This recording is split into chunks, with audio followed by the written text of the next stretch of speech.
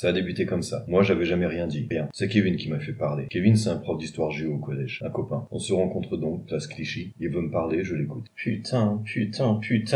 Moi, je pensais que c'était fini tout ça. La guerre, la malnutrition, le cancer. On est au 21e siècle quand même. On avait la paix dans le monde, les Jeux Olympiques, l'Eurovision. Il a fallu que ce Poutine de merde, de barbare, déclare la guerre à l'Ukraine. Et maintenant, on est de retour aux heures les plus sombres de notre histoire. Tu te rends compte? Il faut faire quelque chose. On peut pas rester ici à ne rien faire. Tu veux prendre les armes, je lui demande. Mais ne dis pas de bêtises, non. Il faut une action concrète.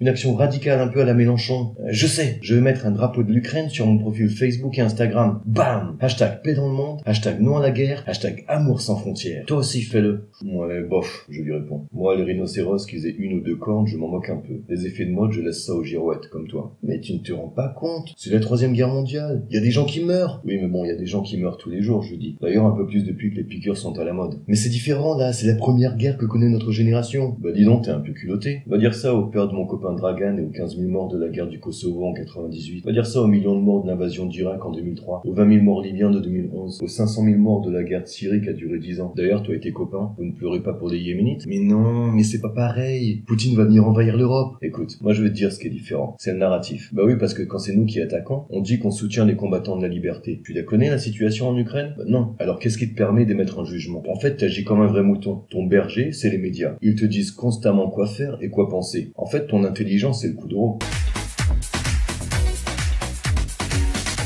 Alors oui, je dis pas le contraire, la guerre c'est moche, mais ça fait partie de l'histoire, et l'histoire elle se construit aussi aujourd'hui. Mais c'est pas seulement moche, tu te rends compte de l'empreinte carbone d'une guerre? Les ours polaires n'y survivront pas, c'est un vrai massacre écologique. Alors toi t'es quand même incroyable, je le dis. Tu t'inquiètes pour les ours et les Ukrainiens, sans te rendre compte de la guerre qui est menée contre toi depuis 5 ans. Écoute, dans le cas d'une vraie élection présidentielle, Macron, il n'a aucune chance d'être réélu. Il a appauvri, tabassé, emprisonné et empoisonné le peuple. Et à un moment, le peuple il commence à s'en rendre compte. Du coup, Macron change de sujet. C'est typique. Il se pose en chef de guerre. Avant, c'était lui l'ennemi du peuple. Mais malheureusement, le peuple a la mémoire courte. Du coup, on s'embrasse, on oublie, et on se tient la main contre l'ennemi russe. Derrière notre chef de guerre. Dis-moi, qu'est-ce qui te dérange vraiment dans cette affaire? Quoi? Mais c'est la guerre! Oui, tu l'as déjà dit ça. Mais fondamentalement, qu'est-ce qui te dérange? Mais c'est la guerre! Mais tu vois, encore une fois, tu répètes bêtement ce que les infos te disent. Mais c'est pas de ta faute, tu as peur. Quand un enfant ne t'écoute pas, tu lui dis que le grand méchant lui viendra, et ensuite il t'écoute. Tu le manipules par la peur. Et ben là, c'est pareil. Il n'y aura pas de guerre mondiale. Les Russes ont déjà fini le boulot. La Chine supporte la Russie et les États-Unis n'interviendront pas. Qu'est-ce qu'il va faire Macron? Il envoie des soldats en Roumanie. Il y a des Russes en Roumanie? Tu vois, à défaut de pouvoir faire quelque chose, il fait semblant de faire quelque chose. Il botte en touche. Tout ce tapage médiatique, toutes ces mises en scène, c'est pour te faire peur à toi, pour te contrôler toi. Parce que c'est déjà fini en Ukraine. Les soldats se sont rendus, il ne reste plus que les Ukraino-nazis supportés par l'OTAN. Toi qui passes ta vie à enseigner la Shoah au collège, tu vas pas me dire que ce sont eux les gentils. Mais tu dis n'importe quoi, c'est pas du tout comme ça. S'offusqua Kevin, décidément difficile à ramener à la raison. Mais voilà-t-il pas que juste devant le café où nous étions attablés, une manifestation de soutien à l'Ukraine se met à passer. Kevin ne fit qu'un bond et rejoint le cortège. C'est certain, quand elle sera prête, lui, il ira prendre sa 10e dose.